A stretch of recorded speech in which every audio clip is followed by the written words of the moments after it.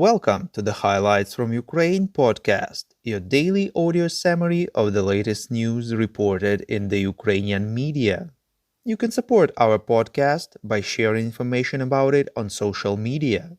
You can help us to spread information about Ukraine and share the truth. My name is Artem, and here is the news. For 184 days, Ukraine stands strong against the forces of the Russian invasion.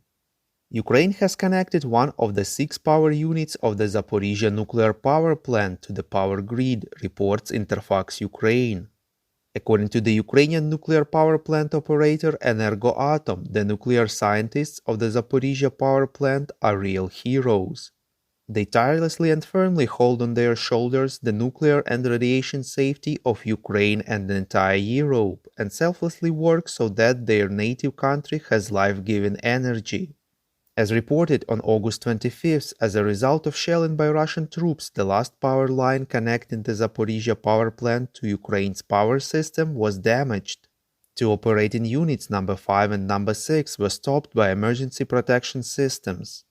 The President of Ukraine Volodymyr Zelensky said that the situation remains very risky and dangerous. Any repeat of yesterday's event, that is, any disconnection of the plant from the grid, any actions by Russia that could trigger the shutdown of the reactors, will again put the plant just one step away from disaster.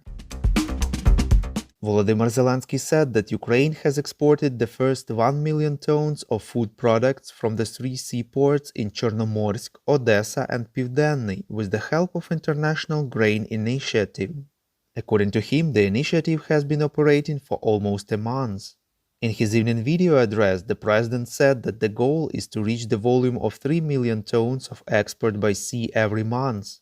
He stressed that this is extremely important for the food security of Africa, Asia and Europe. The Ministry of Defense of Ukraine stated that currently the armed forces have more than 20 multiple rocket launchers HIMARS, M270 and Mars, reports LBUA.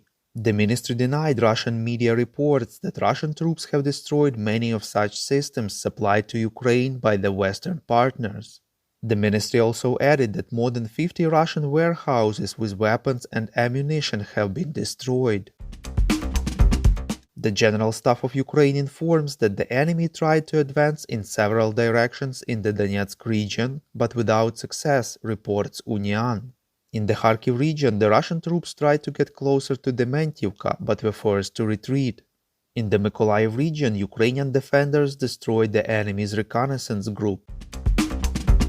The first batch of letters from Ukrainian servicemen in Russian captivity arrived to Ukraine, reports Prямyi TV. The Ministry for Integration of the Temporary Occupied Territories of Ukraine informed that in line with the Geneva Conventions, Ukrainian prisoners of war have the right to send and receive letters. The ministry said that it is working now on handing them over to the prisoners' families. The Minister Irina Vereshchuk thanked the International Committee of the Red Cross for its mediation and professional work. Head of Donetsk Regional Military Administration Pavlo Kyrylenko said that about 350,000 residents currently remain in the part of the region controlled by the armed forces of Ukraine, reports Radio Liberty. According to him, this is about a quarter of the population of this territory before the full-scale invasion. The rest of the local residents have been evacuated. Kyrylenko stressed that all the cities of the region are now under fire, but the most difficult situation is in those that are on the front line. French oil company Total Energies announced its plans to sell the business in Russia, reports Forbes Ukraine. Previously, French media Le Monde and the organization Global Witness published an investigation according to which the Siberian gas field, partially owned by Total, regularly supplies an oil refinery that produces jet fuel for Russian military aircraft. This fuel might have been used for aircrafts that launched missiles at Ukrainian cities.